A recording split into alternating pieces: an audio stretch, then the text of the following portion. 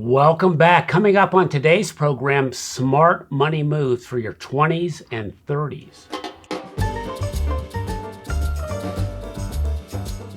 And ladies and gentlemen, you don't have to be an Einstein to make these smart money moves. I wish someone had told me how to make these moves in my 20s and 30s. There's so much financial clutter about what you should and shouldn't do with your money. And you might ask, do I have to do all this stuff that you're going to mention, even on the channel? No. Some things you need to do and some things you should do, but it takes time. And age and circumstances and priorities will help you identify what to do. So in the comment section below, what conversations about financial priorities have you had with a spouse or partner about this multi-decade area of the 20s and 30s? Let me know what you think. Welcome to What's Next with Money. Let's get started. You're in your 20s or 30s, or about to be, and it's a great time to engage with your money and create and build your future. You have the power to do it at this special time. You have the power of time and compounding returns. So here's the set of ideas, financial moves you can make if you do not have children. I'm going to later show you the ones if you have kids or plan to have kids, the other moves you would add to this list. So it would accumulate together. But let's start the moves saying you don't have children. Use budget apps and planning. Imagine, what does it cost to be me each month? And be careful about all those things you've set up on autopay, because you may have set levels or do activities that actually throw your budget off. That's kind of set it and forget it, but those need some attention and some scrutiny. And that's a great way to save in your budget too. Next, establish credit and enhance it. Grow your credit capability and credit savvy. Know your credit score and credit record and the things you can do in your financial life to move that credit score up and to make sure your credit records are clean and have accurate information. Look at your debts carefully by size and interest rates, 2 ways to list them. Pull a plan together and act on it. And if you need to, use a program like the Dave Ramsey snowball effect to help improve your credit score. Obtain financial or credit counseling in this area if it's challenging for you. We have links to the AFC Accredited Financial Community in the comments section, and you can find counselors that way. Move to pay off high interest credit cards or short-term loans. That's high priority. Then make sure you look at your auto loans, student loans, and be aware of what's happening with your mortgage or the mortgage you may be pursuing. Load up on employee benefit perks from your job. And there, ladies and gentlemen, are new ones. Many companies are putting in student loan debt repayment assistance programs, plus the 401k, and perhaps even tuition reimbursement for graduate or undergraduate courses. Even reimbursement for specialized training that takes the form of certifications and badging.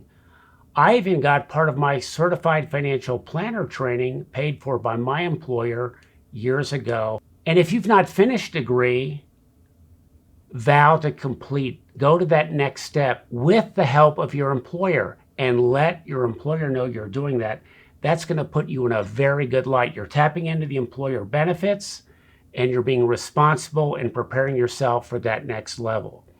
Also think about at your job, tapping into soft and hard skills training, diversity, sales, tech, data skills for possible promotion or a pre-qualification for very important and optimized lateral moves in your organization. This is the idea of repositioning yourself for greater flexibility, greater range of capability in your employment situation.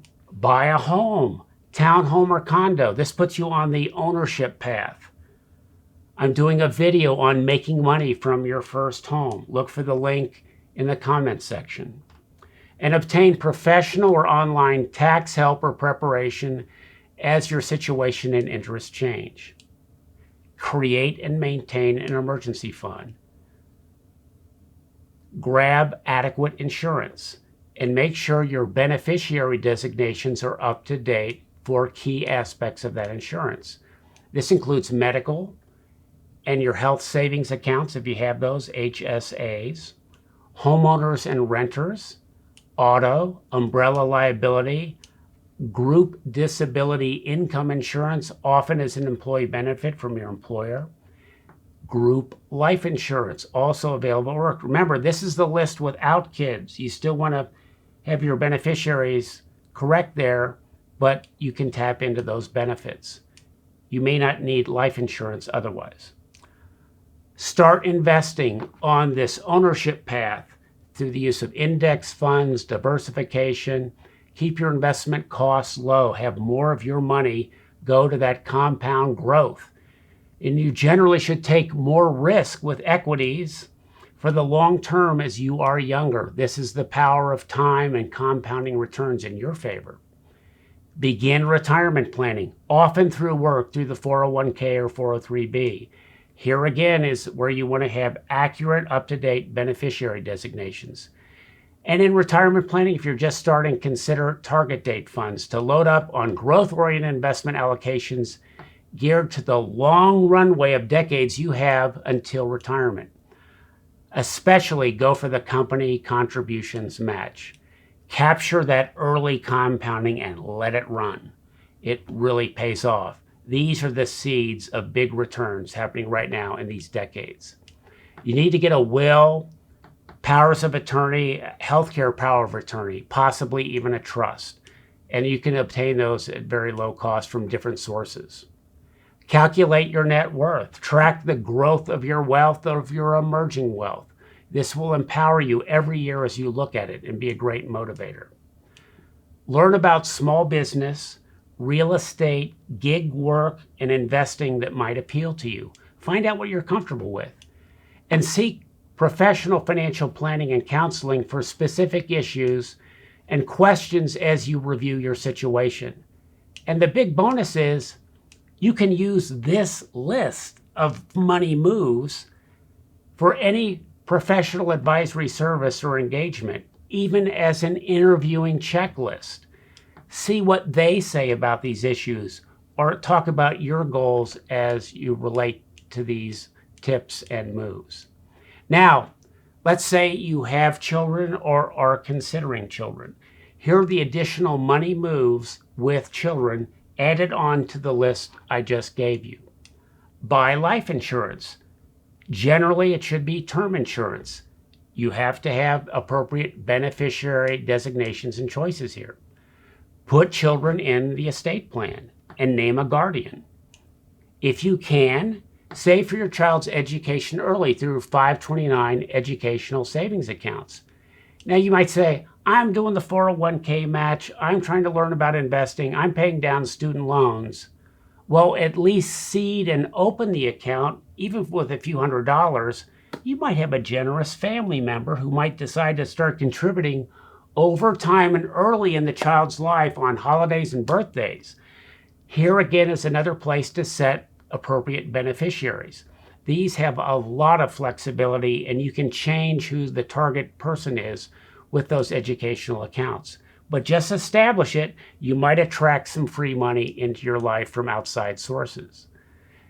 Establish child care and early education, financial considerations and targets. Now here's the key bonus point. So you've just heard and saw the list for smart money moves for your 20s and 30s. And the range is wide.